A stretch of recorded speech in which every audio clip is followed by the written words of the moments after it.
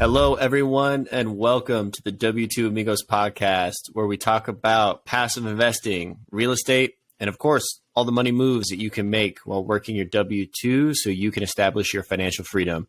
Here to talk about their W2 journey, your hosts and amigos, Nick Coulter and his savior, Marin.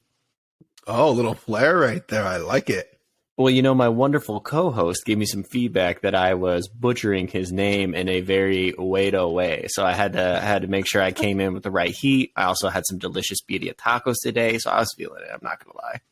You know what I loved is when you asked your wife if you were mispronouncing my name, and she's like, yeah, I knew that the whole time. I just thought it was funny.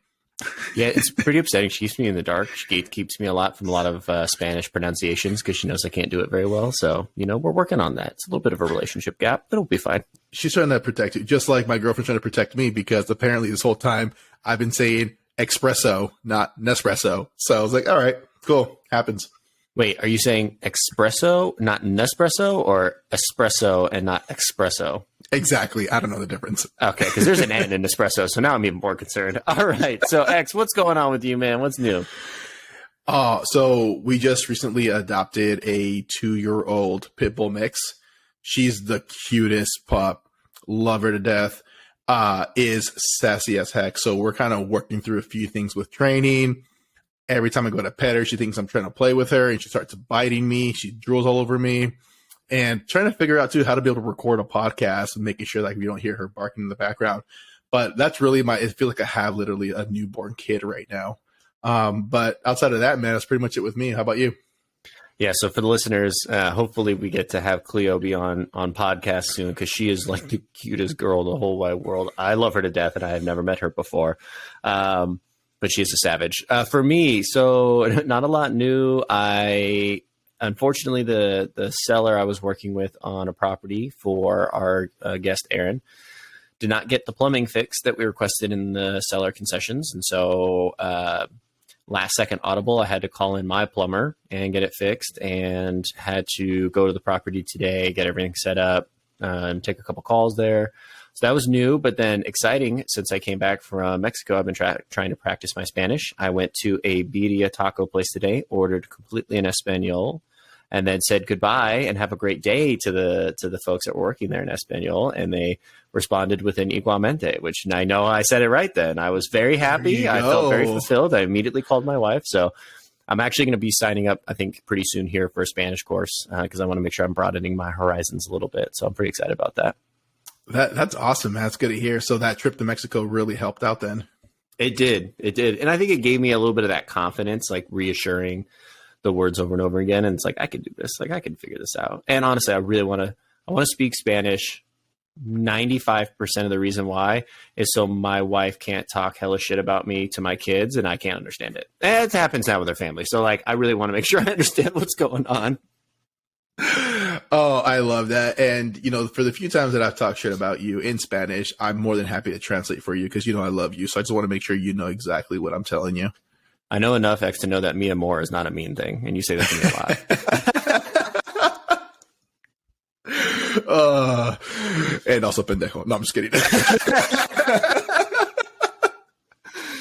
All right. So speaking of Spanish speakers today, we had a fantastic guest. Jessica Medina was on the podcast today with us. Absolutely phenomenal.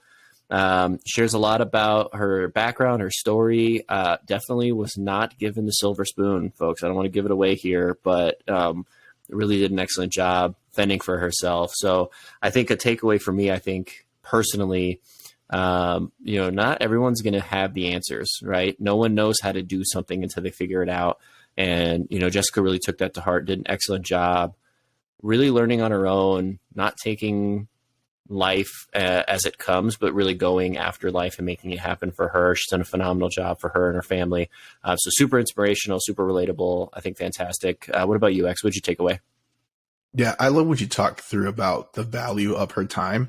So she talked about how working full-time at her W-2, but also doing a side hustle and not knowing truly the value. So once someone gave her another opportunity for a side hustle business, they asked her the question, hey, how much does it cost? And she wasn't sure how to answer that question. So I'm not going to try to give it away too much, but I think one of the best takeaways was knowing how much your time is worth, right? with a lot of things that you could do, not even on your side hustle, but the things that you're doing on a day-to-day basis. I think folks can really take away a lot of that from it. Absolutely. All right, guys, let's not make anybody wait anymore. Let's get right to it. Jessica Medina, welcome to the W2 Amigos podcast. How are you doing today? I'm doing great. How are you guys? We are feeling excellent. It is a beautiful sunny day for me in Southern California. I cannot lie. It's about 72 degrees outside right now, so I'm feeling really good. Awesome. I'm all the way in the East Coast, so it's super hot. It's already 6:17 here, so it's like 85. A little bit jealous about your temperature. Yeah. I mean, hey, West Coast, Best Coast. No, I'm just kidding. And I'm over here waking up with like 32-degree weather in Minneapolis. So a little jealous of both of you guys right now.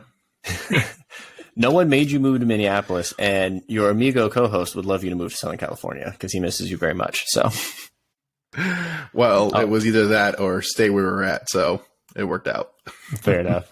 All right, Jessica, enough about us. Tell us a little bit about yourself. Share with our listeners your story. Let's get into it. Right. So, first of all, thank you for having me here, right?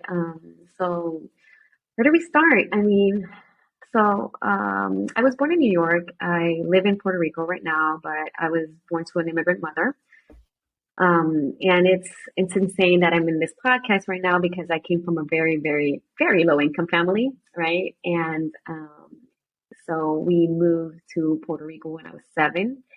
And, we were kind of struggling to meet ends. I think there's just so many Hispanic families that have the same situation. But it's funny because recently I was talking about my 401k, and it reminded me that, in my house, we never really spoke about savings, like not even savings. Like that was just something that was for the rich people. We were struggling, and savings is not for us, right? We can't save. So I started working at a very, very young age. I started working at 15, off the books. It's not legal to work at 15. So it's funny. And my daughter's 15 now, right? She doesn't have that struggle. So I started working at a pharmacy and to help in my house. It wasn't something I did because I wanted to get, the latest shoes or anything. Nothing like that. I didn't even go to prom. That's how bad it was. Everyone was going to prom or partying, and I was just working. And ever since I remember, I was into saving money, and I think it's because we struggled so much at home. But I would not tell anyone. Like I would save money, and I just didn't want to tell anyone, just because I was scared. That my family would be kind of like asking, or my mom, and don't get me wrong, I love my mom, but. That's how it was, right? So ever since I have a memory, I've been working. But the interesting thing is I've also been hustling. Every single job I've had, I kind of asked myself, what skill do I have that I can use this, on the side? And when I was 15, I worked at a pharmacy and I was wrapping presents. You're not going to believe the amount of people that are willing to pay you to wrap their presents. That is insane. Like every single Christmas, every single time we had Valentine's Day, people do not know how to wrap a box, or they just don't want to do it. I don't know. I just know that it was like $5 per box. That was my first official side hustle. It was a skill that I acquired while I worked at a pharmacy. And I was like, why not? $5? $5 is $5, At 15, getting $50 a week for wrapping presents, you're living the life right there, right? So yeah, that's ever since I've had a memory. That's every single job I've had, I kind of tried to look for what to do on the side with that job. I did get myself through college. I'm very proud to say I was a very bad grade student, bad grade student. And still I pushed and I did my bachelor degree in nursing. I could not study medicine. I couldn't go to the school of medicine because my grades were poorly bad. However, and this is where the network comes in. I did, as a nurse, become a research coordinator. That's clinical trials. And I did meet people at the events I went, and I did have the opportunity to present, data that I had researched. And with that network, I got myself into a master's degree. I always say that education got me, broke the wheel for me, for my daughter, and for my family moving forward. It's not necessary. I don't believe higher education is always necessary, but that's what worked for me. So, I always tell people, it's not that I recommend you do it, but if you think that's the only way you're going to break that generational wheel, just go for it. And yeah, I think that's basically, that's where we are now. I work for a big pharmaceutical corporation, and I do have my W-2. And then, the skills I acquired in the pharmaceutical company, I freelance and consult on the side. So basically right now I have two high earning incomes from both those things that I do.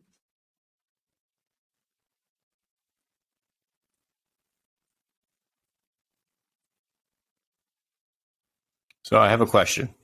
Yeah. Both of us have talked about the topic around your family and support, and both X and I came from different backgrounds. X had a much more blue collar background, bringing up with his family and working through with his parents. Mine was different, but neither of them talked about money. It was crazy. How did you kind of make those connections to start to learn to save, start to learn to make those investments kind of on your own? Like what were those resources like? So when you come from a very low income family, you not only do not talk about money, you also mismanage money. And when I say mismanage, credit wise, like I maxed out all my credit cards only because, I was young. I did want to go to parties, but my W-2 was very low. So I maxed them out because the way I was raised, like, we have a saying in Puerto Rico that the devil will pay for the last step. That's it. It's in Spanish. It's kind of like, you know what? Just max them out, whatever. You'll get another one and that's it. But it's a lie. You don't get another one. It's that one chance and you blew it and that's it. So I think that when I really went and started to kind of look into it is, as I said, I was a young mother. I had my daughter at 21 and, I needed transportation and the devil never came, right? No one was paying for that. So I'm like, how am I going to get a car? How am I going to, now I'm responsible. I'm a child who's responsible for another child. How am I going to do this? Right. So then I remember clearly in my first W-2 as a nurse, they had this retirement plan and someone told me, don't put the max there, don't do that. You'd rather have cash, on your side because everybody has an opinion about, your money. That's something that always happens.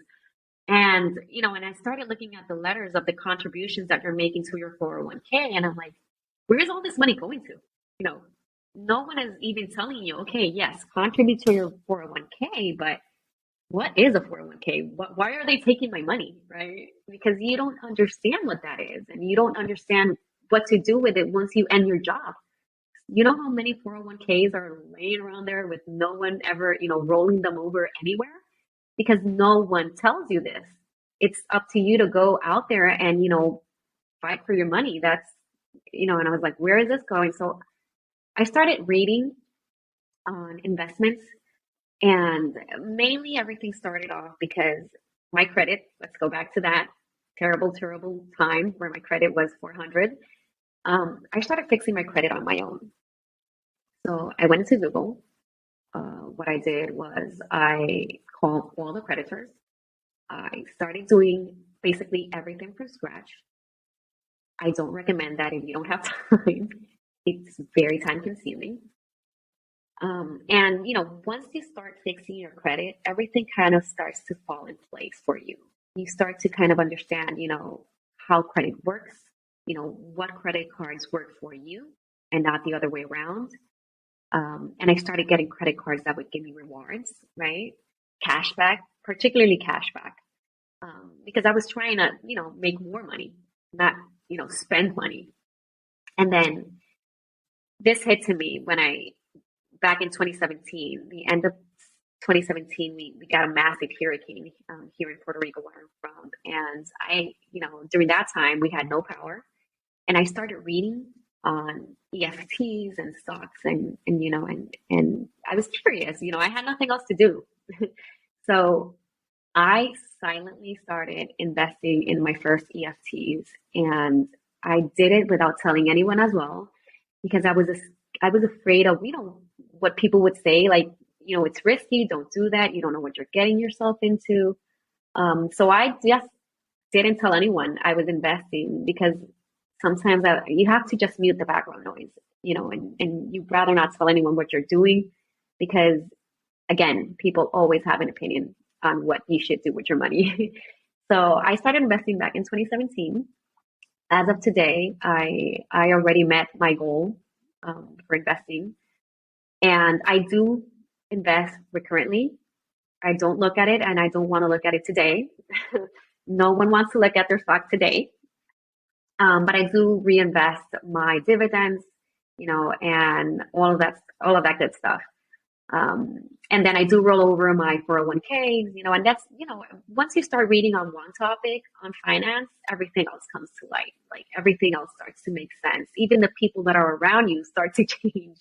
Everything changes when your finances start to get straight, right? Even, some family members catch on. My mom fortunately did, so. So, Jay, quick question for you. So you talked about, starting off, credit score 400 and, having credit card debt. How were you able to get out of that? Like, what kind of strategies did you put in place for yourself to kind of dig yourself out of that hole that you were in? So when you call the creditors, one thing that I did read on is that you can, bargain, you can negotiate. Everything is negotiable at that point because they just want you to pay off the debt, and they do like kind of give you some terms, but you could definitely bargain around those terms. Like you could say, okay, I'll give you 50%, and and we just do 50%. That's all I could pay, and they're happy with 50% instead of nothing at that point. Or you could do a payment plan. You could say like, listen, I'll pay 50%, but I can't pay it this way and I'll pay it that way.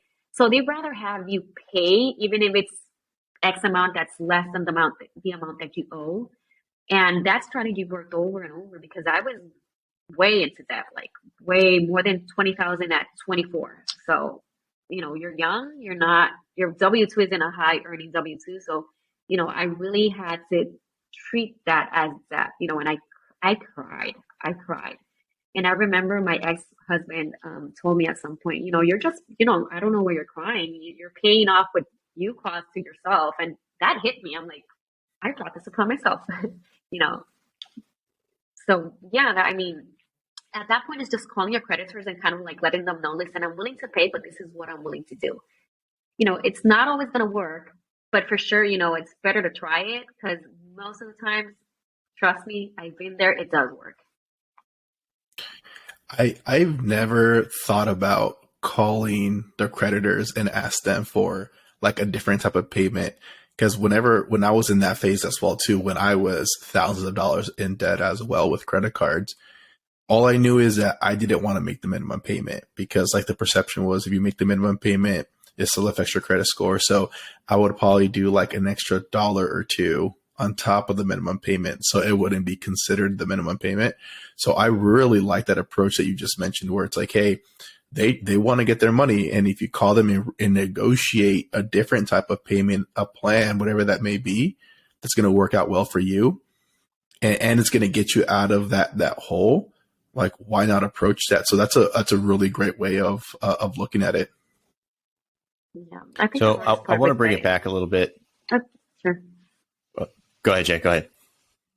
No, I was going to say, I think the hardest part of fixing your credit is definitely that's like calling, not everyone wants to take the time, to actually call the creditors because it takes time. And, it's this type of dial thing, like press 1, press 5, press 10, press 7 type of thing. And it does take time.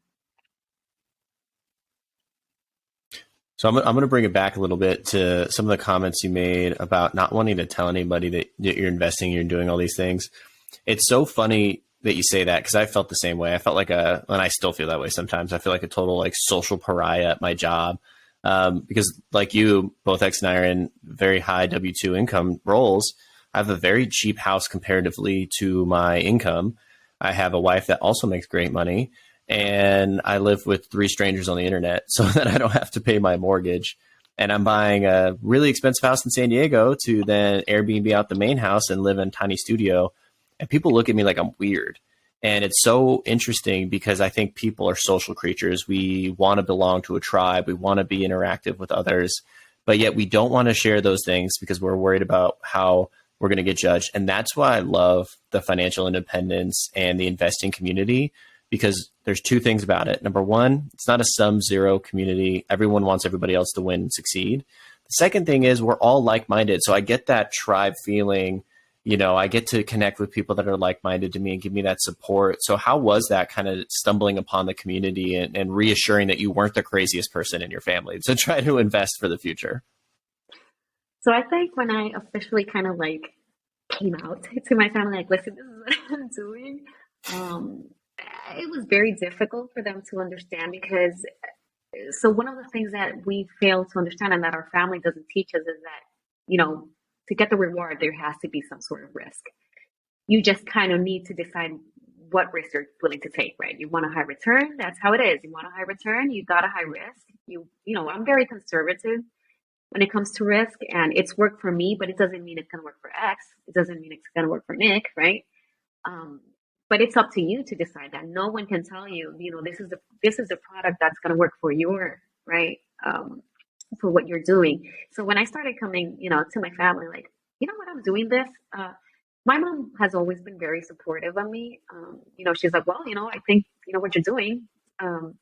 But it was a little bit difficult, as you said, because you don't know what they're going to think. And as humans, we're always looking for validation. And that is one thing that I learned.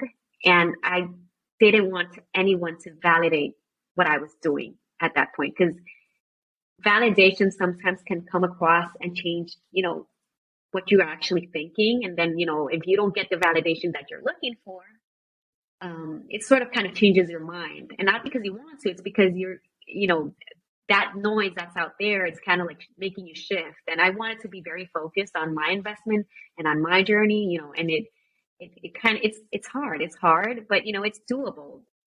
But of course, once you hit that goal, you want to scream it out to the world. Like, you're like, oh my God, I'm 6 figures in and investing. I got this property. I got this. I never told anyone I had a property either. So I've always kind of like try not to let those validations change my goals.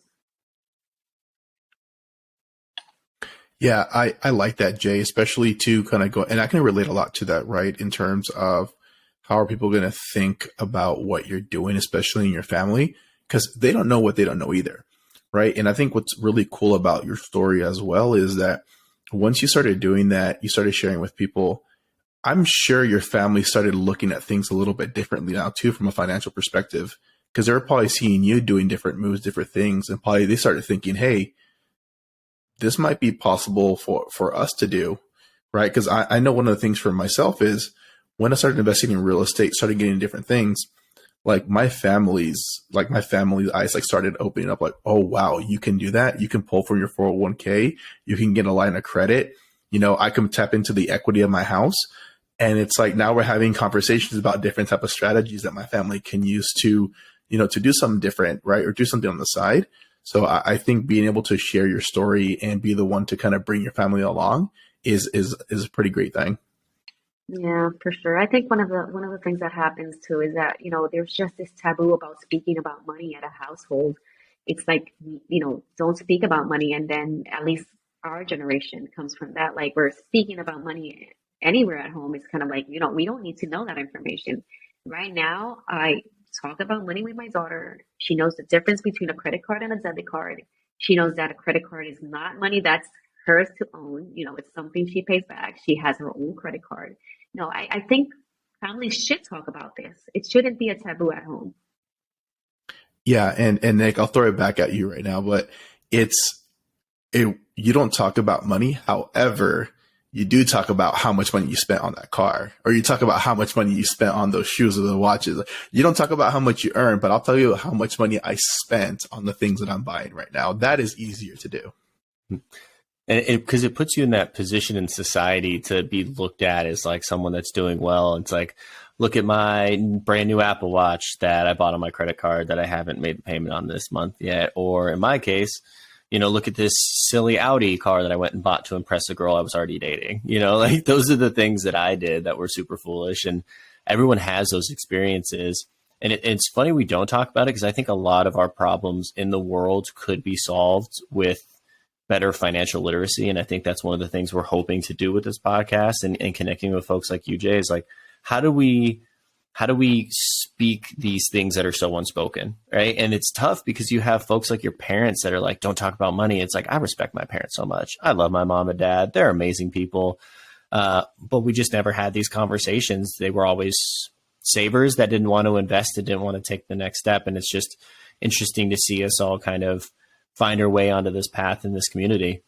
So Jay, I wanted to ask you, because one thing I find extremely motivating about your story is you were a young mom who really statistically beat the odds. And I say that because my wife, my sister-in-law, had her first child at 16, and she's done a very similar thing. She statistically beat the odds. She's a successful mom of 4 kids now. She's raising a good family. Her oldest is a teenager, so he's kind of the worst. I hope your daughter's not going through that too at 15. But tell us a little bit about the struggles around being a young parent like that going through this journey, because I know that's a huge roadblock for a lot of people. Oh, it is. It really is. And mainly because I majored in nursing. And as you know, nursing is a very sacrificed profession where you have to actually, do these crazy shifts, right? And I remember that one of the things that I bargained with my mom was like, listen, if you're not here, she said, I'm not going to take care of her, whatever. She loves her now. But I told her, listen, I still have to pay someone to take care of my daughter. And if I'm going to pay just some stranger, I'd rather like you tell me what I have to pay and you take care of her. And since you don't work, it's kind of like a win-win situation for both of us. So ever since that day, I do pay my mom to take care of my daughter, even if she's 15 now. She doesn't really need it, but that's my mom right there. And I travel a lot for work, and my mom is always hands on deck here with her. And I always attribute that part of the things that have happened and the blessings that I've been able to are because I did have her as my support. And she was there, even if it wasn't for hanging out, that ended. Once I had my daughter, that was over. My mom's like, no, you decided to be a mother. So, I do take care of her. You paid me to take care of her while you work, but not while you hang out. That's a no-no. But you know what? It showed me, that's my responsibility. It's no one's responsibility to take care of her. And, and now I can say that, I've been there for everything. But I knew as a nurse, I couldn't do that for 30 years, mainly because a nurse here goes for $14 an hour with a bachelor's degree. $14 an hour is nothing. Like it's nothing. Like I was, struggling sometimes to get a can of milk at that level, was a thing. So, I kind of like started side hustling again, and that's where you kind of like, what is one skill as a nurse? Tell me, what is one skill as a nurse that you can side hustle as? Tell me. What can you do as a nurse that no one else can? There's just so many things, right? Medications, IVs. Yeah, taking care of people. Yeah. You have a license. Yeah. You have a license. You have to learn how to use it, right? And IVs. Oh, IVs are huge. People would just, call me to put IVs. I loved it. That's another topic. But putting IVs, it was even, believe it or not, even blood pressure. Some people do not know how to use a blood pressure machine. And it sounds funny, but it's a reality, right? And then I'm like, okay, now what side hustle can I get? So I would just, go give patients medications, or I would take blood pressure, or I would go put IVs for vitamins or whatever, because you have a license at that point, right? So that is what I did at that point in life to kind of meet ends. And ever since, like I said, I've been side hustling, and I like to say, like, if you're working on a W-2, always look for what you can, diversify in that job. What are you learning there that you can actually freelance or do as a consultant or whatever. And at that point, what I discovered was sometimes we don't know the value of that work. You know, back in the days when I was wrapping presents, I decided it was $5 per box. Probably it's not $5, but you can't just go to Google and say, oh, I want to learn, I want to know how much money can I make wrapping presents, right? And we didn't have that type of information back then. So yeah, I think that's how I did. My mom helped me, and I'm grateful for her. And yeah, that's about the story. You've been grinding and hustling. I mean, it's not uncommon. Yeah, it's not uncommon for folks like us that are looking for that future delayed gratification to put ourselves in that position to do so much of that like sacrifice. So tell us a little bit, like, what does your side hustle business look like? How did you kind of scale that up to be a high income earning business for you? So when I left nursing, I went off to the clinical research field. I met a doctor. She loved my bedside manners, and she's like, listen, I have an office and I have an opening for you. Are you bilingual? That's the first thing. And so grateful that my mom was always like, listen, English is going to open doors, because I live in a Spanish speaking community, right? And this is Spanish speaking island. So she's like, that's one thing that's going to open doors. And it did. And eventually did. I went into clinical research as a nurse. And, when I was there, I was like, you know what? This is something I could do. I could definitely do this on the side. Like I said, my mind is always kind of looking for that skill. So I went to Office Depot and I created my little cards, my little business cards. You could print those out by the ton, like for $10. And I just kind of looked into the yellow pages back then. And I looked for every single clinical research site available. And I just, a Friday, I told my boss, I'm like, listen, I'm sick. I can't come into work. And I went that Friday and I took my business cards to every single research site available, right? And after like 30, 40 sites, someone did call me. And at that point, I realized that I did not know what my worth was. Because I don't know what I was expecting. I don't know if someone was going to call me, And when they did call and they asked me, so, how much is the service? I was stuck. I'm like, I don't know. I have no idea. I don't know how much my service is, And he's like, is it hourly? Is it? And I'm like, I need to consult this with my partner, which is a non-existent partner. It's me, myself, and I. And once I'll get back to you. I had to say something at this point, right? And I think that is what many people struggle with when they kind of start freelancing or consulting. Like, they do not know what their time is worth, right? They don't know, okay, I'm here, I'm doing this. So how much does this cost? What is too much? What is below that, right? It's not the same going to Google and checking out, what an engineer does and how much they get per hour when you're freelancing on something that's completely different, right? So I contacted a colleague and I'm like, listen, I'm trying to get this hustle set up and I don't know the value of this work. And she's like, well, I can't help you. That's up to you. You're the only one that should know what the value of your work is. Right? I'm like, she's right. So I did get to that magic number, and I'm gonna put this out there, and I've never ever told this magic number to anyone before, but this is just mine. If my W-2 pays me $50, it has to be 75% to 100% for my freelance or consulting. So let's say it's $50 for my W-2.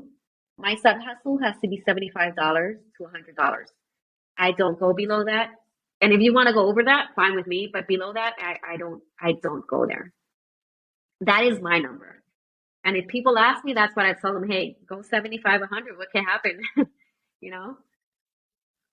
So Jay, let me ask you. So why is it that you're not willing to go below $75 an hour in your side hustle? Because first of all, I have to do all my bookkeeping. No one is doing that for me. So, basically you're not only accounting for the time that you're doing the job or the freelance or the contract, you have to account the time that you do bookkeeping. Like, who is doing that for you? You have to account the time that your taxes, the time that you commute, the time that whatever it is as an additional service that you have to add to what you're doing has a cost, right? And time is money, and I really believe in that, right? Time is definitely money. It's a reality.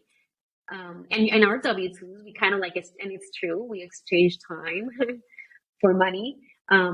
So the side hustle has to come in with that same mindset, right? And my bookkeeping, I'm up with that. My Excel sheets, all that work I put in there, that's my time. I'm going to say this because I hate bookkeeping. I think we should charge like a 25% premium because bookkeeping is like my least favorite thing in the world. And I went to school for a semester in college to be an accountant. So clearly it didn't work out for me. Like, it's an absolute nightmare. Every time I start doing it, I hate bookkeeping. And I know X feels the same way. Yeah, absolutely. And I love the way that you view that, Jay, because I think sometimes people don't know how to assess the whole picture, right? Because to your point, it's not only about the amount of hours or the time that you're putting into the work, but what about everything else that goes along with it? I have and hopefully my maintenance team out in the Smokies is not listening to this podcast, but they charge a pretty reasonable rate, in my opinion, to do some of the things that they're doing. And I'm not going to lie, I would easily pay them double what they charge me right now just because of the services they provide, right? So I think a lot of it too, it's like, what is the demand out there, right? And what is the supply? Because at the end of the day, like, yes, you can be charging a little bit more and make a little bit more money because, again, your time is worth it. You're a mom with your kid, have your full-time job, your side hustle. Like, if you're going to be doing more than what you already have going on, it better be worth it for you. Yeah. Yeah. So let's get into a little bit of the meat here. Tell us a little bit about what your portfolio is currently at. Where do you sit in the investing world? So I started off with stocks, as I said, back in 2017. And I did invest aggressively, but in boring stocks because risk, I wasn't willing to risk a lot of money in a stock I didn't know, and I did definitely go by fundamentals. Like, okay, I like this stock because of this, and I read on it, and then that's where I put my money in, and then boring EFTs. And my goal was to go to the six figures in investment, and I did hit that goal already of six figures there. And as I said, I'm not looking at that right now, and no one should be looking at their stocks right now. But it's still there, and I still reinvest. And history has told us over time, that everything is supposed to kind of like correct and be better in the future. And then the other way I diversify is I purchase real estate and then refinance at 2.5%, which I hope everyone was able to do that. And I started cash flowing almost $400 a month. And I recently went out of state to Cleveland to purchase a property. That didn't go through, but that's a whole different story. But there's always deals, and I'm not pushing back on investing with the percentage of interest rates we have right now, because what I'm doing is I think like every other investor, right? I'm just, putting those details into my calculations and analysis, and I'm accounting for that percentage. So I'm not stopping my investing. I'm still making offers. I was a little bit working on my DTI because I wanted to be debt free. I still have a couple of student loans that I'm trying to just, remove them from my history. But I'm still making offers. I mean, I'm still open to deals, and that's where I'm going towards. Real estate, investing is what I really want to make of my passive income. That's the ultimate goal right now, because I feel I'm more mature. I feel I have the network right now, an amazing network of people that have helped me kind of like understand a little bit more. And yeah, that's how it's going. Yeah, I love that. As you get older, you start viewing things a little bit more longer term, right? Because right now with the stocks and the economy, it's very easy. I see a lot of people that are just pulling out their money from the stock market, and because they're afraid they can continue to lose money. But it's like, hey, if you sell right now, one, you're going to be paying, I'm sure, some type of capital gains tax on it if you do actually come up a little bit positive. But then two, if you look at reinvesting your money back into the market once things are getting better, like you're going to be paying now a premium for the stock that you already sold. So I think it's definitely a good strategy. What we're talking about is kind of weathering the storm right now. Don't even look at it, especially if you know you don't need that money right now. You know, why touch it? Why do anything different with it? I agree. Yeah, I think Warren Buffett said it best. Like, what is his statement? When the greedy, or when people are being greedy, you should be fearful. And when people are being fearful, you should be greedy. You know, like I just bought a house at 7% interest, Jay, and yeah, it hurt. I'm not gonna lie to you. That monthly mortgage is really weighing on my soul. But eventually rates will probably go back down. And even if they don't, I can afford the property and the numbers work now, which is what I love you said. You're going to put it in your Excel sheet. You're going to run the numbers like an investor, because it's not a forever home. It's not the fairy tale with the fence and the backyard and the terrace and all these fun things. It's an investment property to allow you to achieve your financial goals, which I think is critical. And a lot of people lose sight of that because there's a lot of fear going on right now, which in my opinion right now is a great time to get into investing because there's a lot of stuff on sale. Yeah, and Nick, something I was going to add on to that too is when it pertains to interest rates and also investing, if you stopped investing or trying to go after properties right now because the interest rates increased, right? And let's say, for example, hey, you know what? Originally, I was going to be cash flowing $250 a month on this property. Now I'm going to be cash flowing, let's say $50. It's not worth it. I think you really need to take a look at those numbers and the properties you're going after, because interest rates jumping, like that shouldn't be the only factor why you stopped going after a property. There's so many different plays, so many different things you should be looking at: appreciation, down payment, out of pocket. Like there's a lot of different things that come into having a successful property outside of just the interest rate. So that's the only thing that you're looking at. You probably need to reconsider, because you probably shouldn't be buying that property in the first place. If you said, hey, I went from 5% to 7%, I can't afford it. Well, could you have afforded it in the beginning with 5%? Because it's not that much of a difference. Well, I think that's why I'm so pumped about what Jay's been sharing. And I'd say, here's the thing I really want to highlight for the listeners, Jay, that I'm like gathering from all of your story is not being taught is not an excuse. You know, not knowing, not getting all the information given to you, that's not an excuse. And I hate when people use that. Like, I look at your story, you went out and found out how to invest. You went out and found out how to utilize your W-2 skills to make you additional income. You went out and found out how to run numbers on a rental property.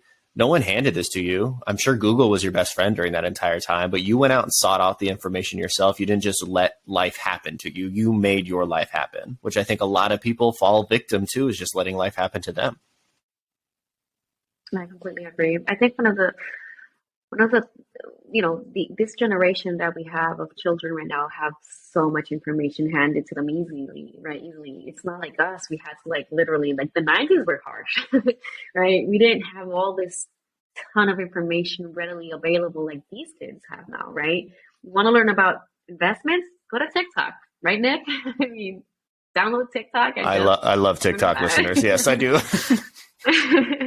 So, but they have all this amount of information that's just there, but also, and we really need to be careful, because with so much information, there's a lot of disinformation as well.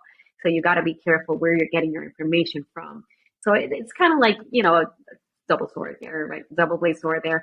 But yeah, I mean, there's just so many good resources out there right now. And back in 2004, 3, we did have Google, but we didn't have all these social media platforms that had, information that was easy to consume and find. You really had to dig. You really had to dig, because back then, investing, our families were taught that investing was for rich people. And don't even talk about, things like Robinhood. Couldn't jump on the Robinhood train, right? So over time, investing has been made easier.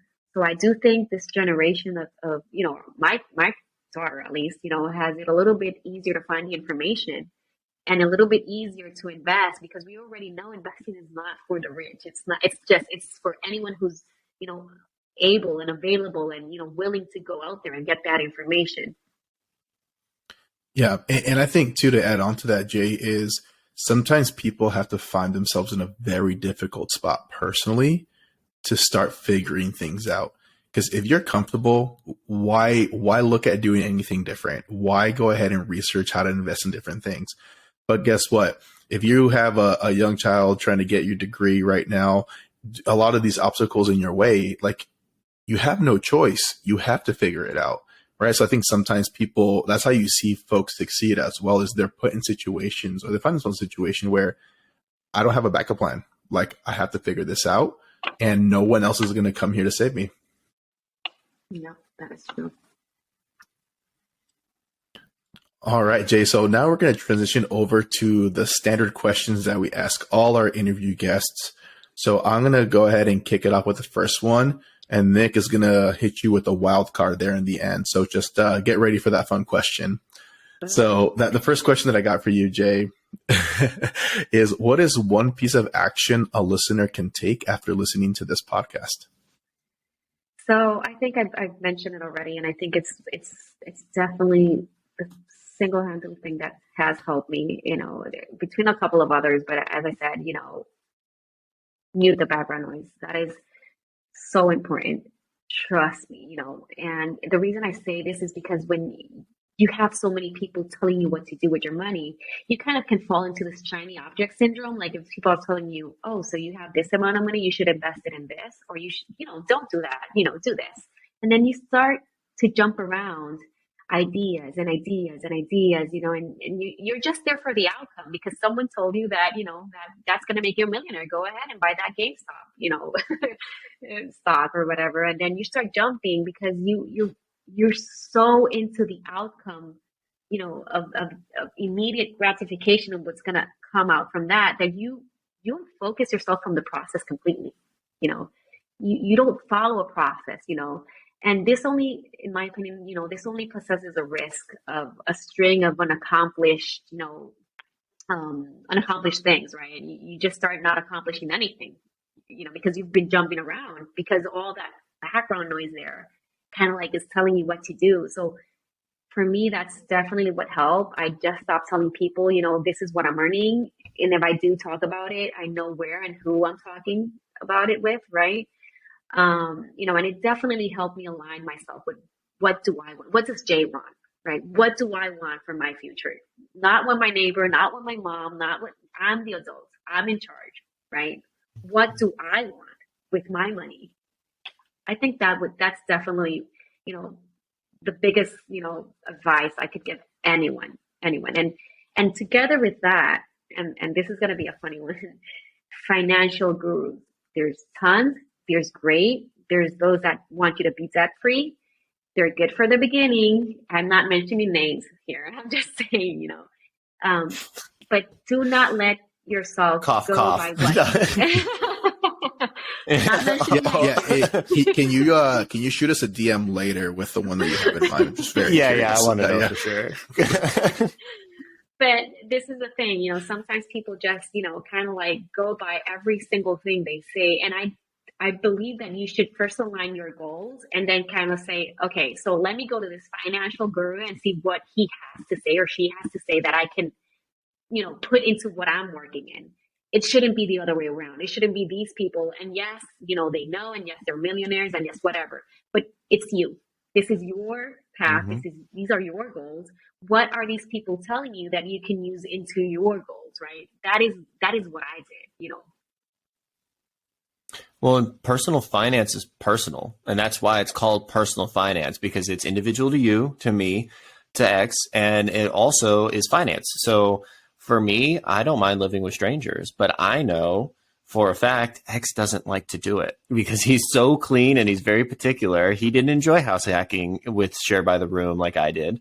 And it may not be for you, right? And that's why I love personal finance because you can invest in stocks. You could do a Roth IRA. You could do all these different opportunities in real estate. You know, but to your point, if you don't narrow down to something and do it, you're not going to have those results. And that's why I look at it, and I think we talked about this on a podcast before. It's like a workout plan for me.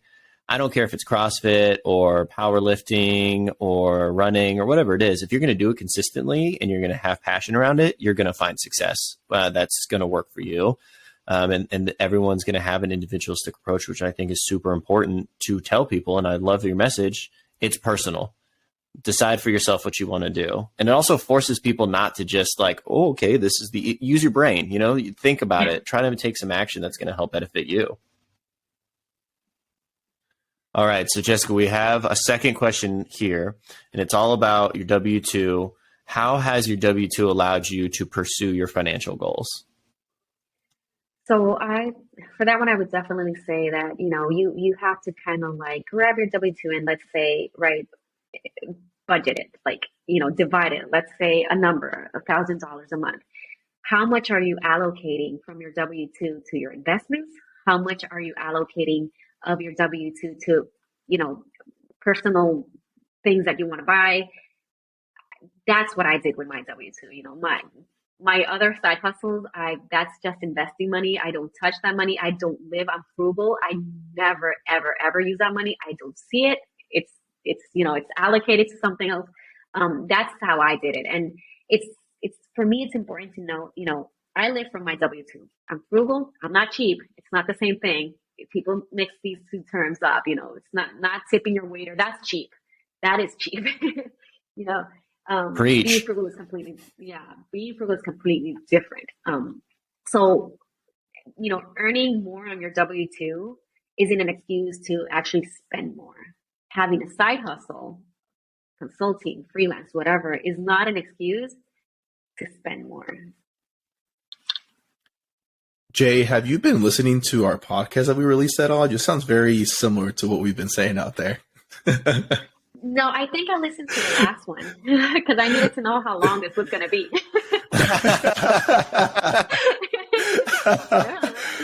Well, no, and that's one of the things that we talk about, like lifestyle creep, right? It's one of those things where as you're making more, doesn't necessarily mean you have to spend more, right? Yes, yeah. Love that. All right, Jay, next question for you. What's one thing that you would do differently with your W-2 income? I would have started sooner, to be honest. That's I've always regretted, and I think everyone who started investing after they're 28, 30, like I did, everyone is going to tell you, I should have started sooner. With or without a side hustle, I should have, you know, started my Excel sheets because I do work off of Excel sheets a lot. I have my network tracker. I have my every single ZEP. I track everything in Excel. And if I done this before, like I would have known where my money was going long way before. So that's something I would have done differently. I would have allocated more to my 401k because my employer at the time was, you know, they were kind of like matching. And since I didn't understand, I was like, I don't care if they're matching. I'm not going to put my money there. I want my money on my end. So we kind of tend to be a little bit greedy with those things because we do not think in the future. In our 20s, we kind of like just think, you know, we're young. I'll do that probably when I'm 40 or 30 or not now. So I think anyone can agree that I would have started sooner to invest with my W-2. I think we all have a little bit of that FOMO of those younger years. I always think to myself, like, man, if I could have started house hacking at 22 when I was making good money in my W-2 and I already had roommates, I was just renting someone else's place, like I wouldn't have had to move to Virginia because I would have been totally financially free at like 3 years. But, you know, it's all part of the journey, right? And everything happens for a reason. Mm-hmm. All right, Jay, I have the last would you rather question. It's a little bit of an odd one because, you know, I'm a little bit of an odd duck. But would you rather chronically be underdressed or overdressed? And that's all the time. You're either completely overdressed or completely underdressed. Oh, my goodness. This is a very odd question. This is so hard. I've done a lot of research. I've done a lot of research. Now I'm curious. What is the trick behind this question? because I'm a very odd person. So- So I normally in my Instagram you're gonna see me I'm overdressed, but in my day to day I don't really like to comb my hair. I'm always wearing Converse, so that is so difficult. Done. for No me to more choose, Converse. Nick. Only flats. Only flats forever on. Flats and heels. That's all you get to wear now. Oh my goodness. I'll go with flats because I'll go with flats. You know, We're going I'd rather be fancy. comfortable. I'd rather be We're- comfortable. That's yeah, comfortable all the way. Ask me in my 20s, I'd be like, yeah, heels. So I'm picking the same as you. I'm going overdressed because I like that. I get like really, it's probably a lot of information for the podcast, so maybe we edit this out, but I get really sweaty pits when I'm nervous and uncomfortable. And that's the number one thing that will start to make me uncomfortable is feeling underdressed in a situation, a wedding, a dinner. I get like really self-conscious about it and it really throws me off. So I'm going overdressed. What about you, X? Overdressed for sure. What, you're gonna make fun of me for me looking good? Okay. Like, all right, fine, go ahead. But not everyone looks as good as you, X, all the time. All right. That's the problem. Well, that's my point. Awesome. Well, Jessica, that is our interview today. Really appreciate the time, but we want to make sure that our listeners are able to connect with you in the future. And where would you want listeners to reach out to you to get to know a little bit more about you or follow your journey? Sure. I only have Instagram, so it's going to be J as JEY in Wonderland, and Wonderland with an A, because I like to travel. So my content normally is going to be, I travel every 2 weeks for work. So it's going to be about restaurants because I do expense that. People are like, oh my goodness, how much do you spend? I'm like, corporate money, basically. So it's more about travel, but I do kind of like give out tips for beginners and investments because that's how I started, right? There was no one telling me. So I kind of like every single time I learn something new, I put it out there. I share it out there. So Jay in Wonderland, and I do share content in English and Spanish. So I try my best to always like translate everything I put when it comes to traveling and credit cards, because I'm huge on credit cards and maximizing rewards. So yeah, that's where you can find me. Awesome. You heard it here, amigos. Make sure you go give Jay a follow. Please jump on Instagram and show her support and follow her journey. I will say I was combing through her Instagram as we were talking about getting this interview scheduled, and there's some fantastic content on there and some really cool places to travel, which gave me ideas for different trips with my family. So really excited about that. So again, Jay, thanks so much for the time. We appreciate it, and we will see you next time. All right, guys. So that was our episode with Jay Medina. Nick, how are you feeling after that interview with her? I am feeling super inspired, really, really fired up, honestly, because I love a story where someone kind of defeats the odds and puts life back in their favor. And I think that's what Jay did. Walks us through her journey, her upbringing. I mean, she's been working and grinding for, I'd say, the past 20 years since since she was 15, basically. And ultimately, it's allowed her to put herself, her family in a position to be financially very strong. So I think just super inspirational. One of the things I think listeners can take away from this, which was super important, was to block the haters out. And you just have to sometimes be that social weirdo in the financial independence space to say, I'm going to make all this money in my W-2, but I'm not going to spend all of it. And not everyone's going to understand. So you can choose what you share with other people. I share a lot with my really close friends and family that I know I can share about financial independence, and they're not going to be weird about it. I know I tell you everything that's going on, but I don't tell a lot of other people everything that's going on, and that's okay. So block out the haters, be okay being a little different, because you live like no one's living right now, so you can live like no one else can later. And I think that's the thing that listeners taking away are going to be really, really able to work with. Yeah, what I really took away, and that's a great point, Nick, what I took away was she talks about how she was pretty deep in debt, trying to figure out a way to get out. She picked up the phone and called the creditors and pretty much negotiated their minimum payment. I was mind blown from that. I had no idea that you can actually do that. I would have loved to know that when I was in the process trying to get out of debt as well.